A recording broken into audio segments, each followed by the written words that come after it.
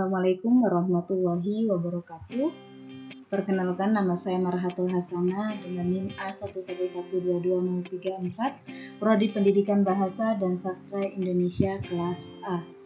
Di sini saya akan mempresentasikan ujian tengah semester mata kuliah Filsafat Pendidikan, yakni mengenai aliran filsafat yang ideal untuk diterapkan di perguruan tinggi.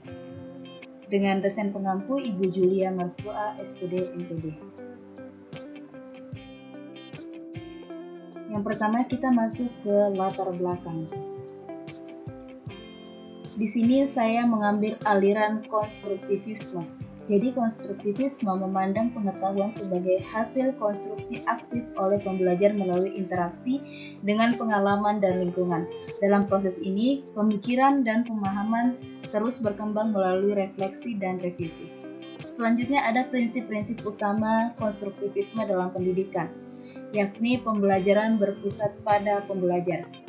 Yang pertama, pembelajar bertanggung jawab atas pembelajarannya sendiri dengan dosen sebagai fasilitator. Yang kedua, penekanan pada pengalaman dan penemuan. Jadi pembelajar didorong untuk membangun pengetahuan melalui pengalaman langsung dan penemuan mandiri. Yang ketiga, pentingnya konteks dan relevasi.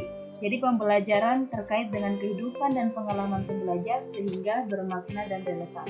Dan yang keempat, ada penilaian berkelanjutan, di mana penilaian berfokus pada proses belajar, bukan hanya hasil akhir. Nah, sekarang kita masuk pada aliran konstruktivisme. Jadi dikutip dari buku Teori Konstruktivisme dalam Pembelajaran PAI di Madrasah Karya Ahmad Suryadi SPD, MPD, Dr. Muljono Damopali, MAG, dan Dr. Ulfiani Rahman, MSI. Berikut ini terdapat arti dan teori konstruktivisme menurut para ahli. Di sini saya mengambil dua para ahli. Yang pertama itu ada Prita. Jadi menurut Prita ada dua ide dalam pembelajaran konstruktivisme, yaitu konstruktivisme sosial dan konstruktivisme radikal. Nah, konstruktivisme radikal ini menyatakan ide bahwa pembelajaran diciptakan dari pengetahuan diri sendiri. Yang kedua, Beck dan Kosnick. Beck dan Kosnick menyatakan bahwa konstruktivisme mendorong semua anggota komunitas belajar untuk mempresentasikan ide diri sendiri dengan kuat. Selanjutnya, apa sih alasan memilih konstruktivisme untuk perguruan tinggi? Yang pertama, ada mengembangkan pembelajar mandiri.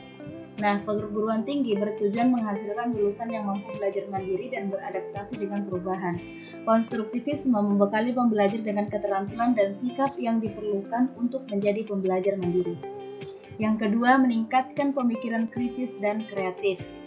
Konstruktivisme mendorong pembelajar untuk berpikir kritis, menganalisis informasi, dan memecahkan masalah secara kreatif. Jadi kemampuan ini sangat penting untuk kesuksesan di perguruan tinggi dan di luarnya. Yang ketiga, mempromosikan pembelajaran yang mendalam. Pembelajar konstruktivisme membangun pemahaman yang lebih mendalam dan tahan lama dengan menghubungkan pengetahuan baru dengan pengetahuan yang sudah ada. Dan yang keempat, mempersiapkan dunia kerja. Dunia kerja saat ini membutuhkan individu yang mampu belajar dengan cepat, beradaptasi dengan perubahan, dan menyelesaikan masalah secara kreatif. Konstruktivisme membekali pembelajar dengan keterampilan yang dibutuhkan untuk berkembang di dunia kerja yang dinamis.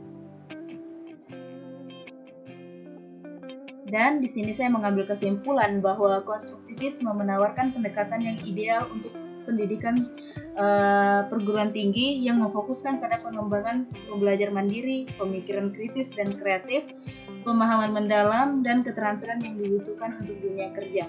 Dengan penerapan yang tepat, konstruktivisme dapat membantu perguruan tinggi menghasilkan lulusan yang siap menghadapi tantangan abad ke-21.